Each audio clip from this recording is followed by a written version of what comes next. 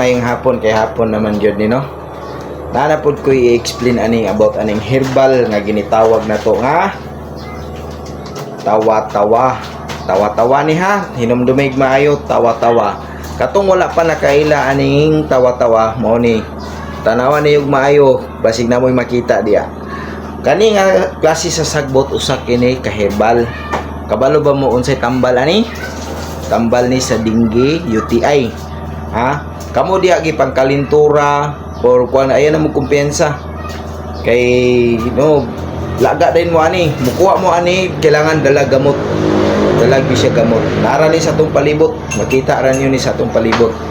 Dala gamot yun dahil wala daghan-daghanon ninyo kani siya isa ra niya kung gikuha kay sample ra man ni isa ka buok. Pero dapat daghanon gyud ninyo. Daghanon gyud ninyo og kuha.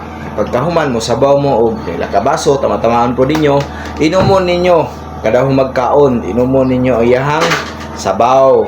Inumon na ninyo kay mauna number 1 na makatambal katong ako niaging adlaw ikalintura ko wala ay na kong giinom kani tawa-tawa 100% na ayo ko tuloy sa Ginoo na guys kani siya guys kailangan nato ni sa to ang palibot naara ni sa tong palibot o katong wala pa kasuway hala panulay mo kay aron makatilaw gyud mo kung unsa ni. Bye bye.